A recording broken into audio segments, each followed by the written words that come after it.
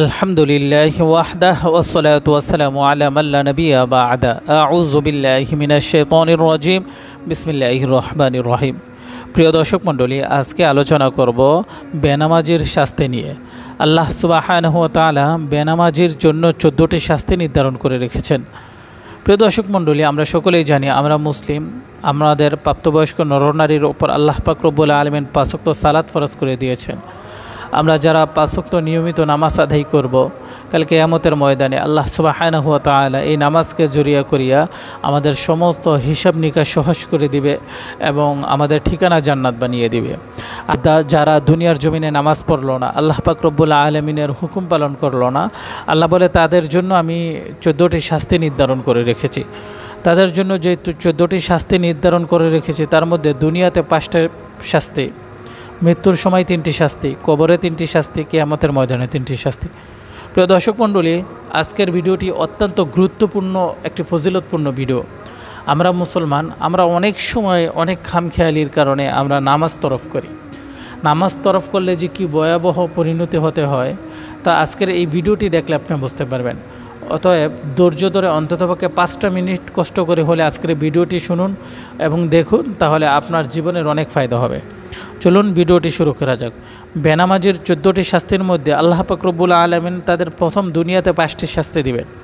5টি শাস্তির মধ্যে প্রথম শাস্তিটি হচ্ছে বেনামাজির চেহারায় নেকের জুতি থাকবে না, বেনামাজির জীবিকার মধ্যে কোনো বরকত থাকবে না, বেনামাজির কোনো নেক কাজের সওয়াব পাবে না, বেনামাজির কোনো দোয়া আল্লাহর আদালতে কবুল হবে না, বেনামাজির কোনো নেক বান্দার দোয়ার ফল পাবে না।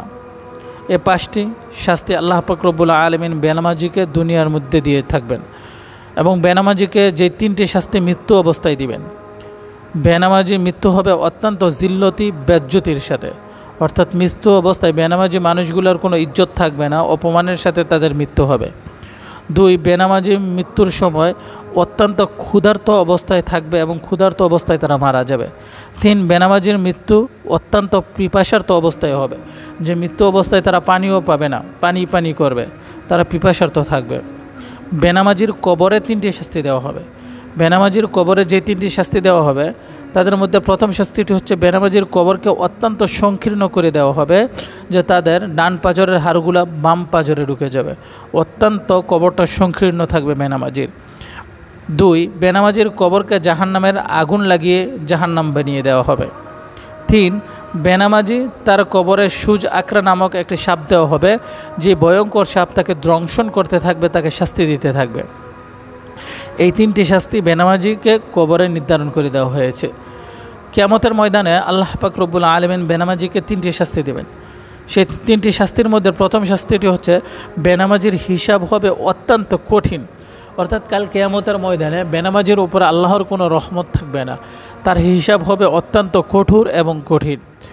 2, বেনামাজির উপর আল্লাহ পাক রব্বুল আলামিন নজর থাকবে না, অর্থাৎ আল্লাহ পাক রব্বুল আলামিন তার উপর নজর রাখবে না, রহমত রাখবে না, বরকত রাখবে না। 3, বেনামাজি অপমানের সাথে তাকে টেনে টেনে জাহান্নামে নিক্ষেপ করা হবে। এজন্য ভাই মেরা মুহতারাম, আল্লাহ সুবহানাহু ওয়া তাআলা আমাদের ওপর 5 ওয়াক্ত নামাজ ফরজ করছেন। আমরা যারা 5 ওয়াক্ত নামাজ পড়ি না, আমরা যেন দুনিয়ার জমিনে 5 ওয়াক্ত নামাজ আদায় করি, না হয় কাল কিয়ামতের ময়দানে নিশ্চিত আল্লাহ পাক রব্বুল আলামিন আমাদের আসামির কাঠগড়ায় দাঁড় করাবে এবং আমাদেরকে টেনে টেনে জাহান্নামে নিক্ষেপ করবে।